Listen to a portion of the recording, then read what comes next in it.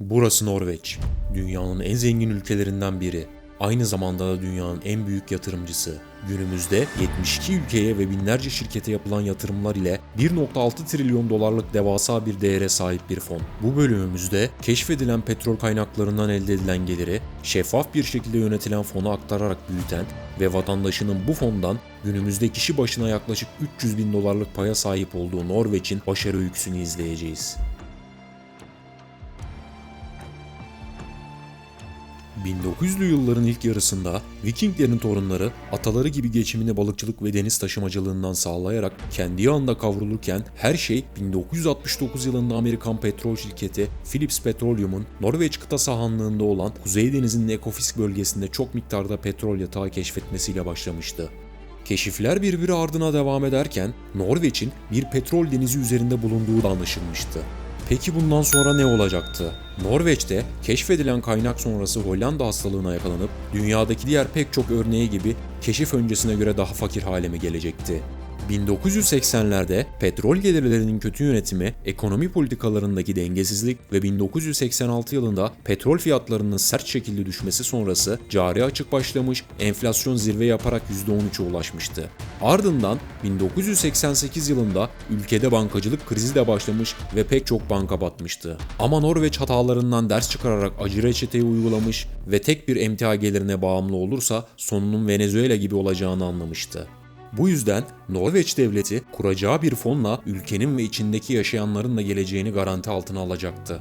Hazırladığım videoyu beğenerek ve kanalıma abone olarak beni desteklerseniz sevinirim. Fon yönetimi önemlidir. Zira yöneticilerin alacağı kararlar, kötü niyetli yönelimler fon gelirlerinin beklenti altında kalmasına sebep olabilir. Ama Norveç devleti kurduğu fonu her kuruşunda vatandaşın hakkının olduğunu bilerek yolsuzluklara sebep olmayacak bir şekilde tasarlamış, şeffaflık ve hesap verilebilirlikle yönetilmesini sağlayacak yönetim ve denetleme mekanizmasını planlamıştı.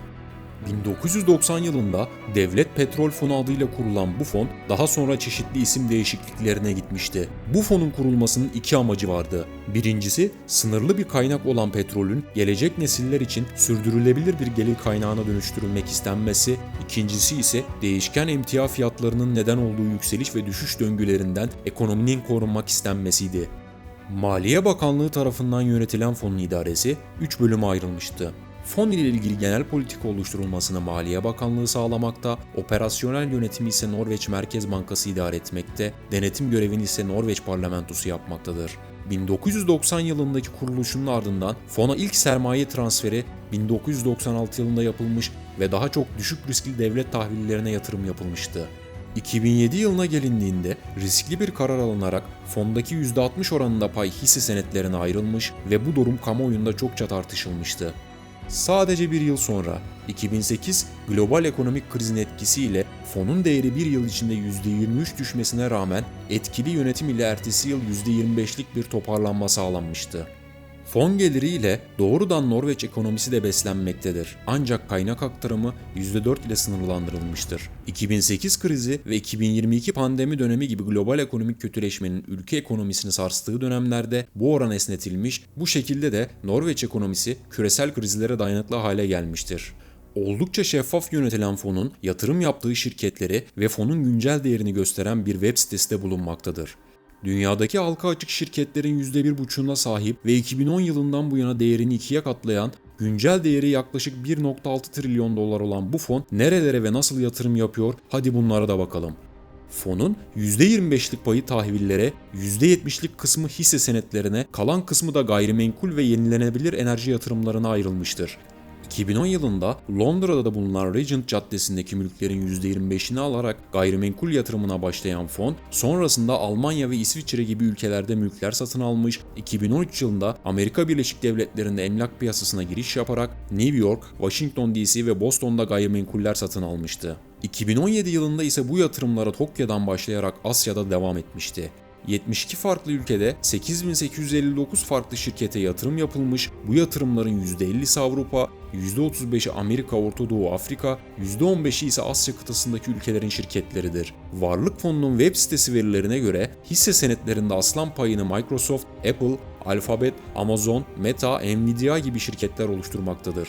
Fonun hisse yatırımının %50'sini Avrupa ülkelerine yapmasının sebebi ise Norveç kronu ile Avrupa para birimleri arasındaki kur oynaklığının daha az olmasındandır. Elde ettiği petrol gelirlerini iyi ve şeffafça yöneterek gelecek nesillere güçlü ekonomiye sahip bir ülke bırakan Norveç'e ve yatırımlarına gıpta ile bakmaya devam edeceğiz. Really good luck. No, I was very keen on that job because one, I think it's one of the most important positions in asset management, right? I love asset management. In terms of the opportunity to develop that organization further, there were great opportunities, and I love organizational development. And then to do something nice for the country. I mean, these three things came together in the same job.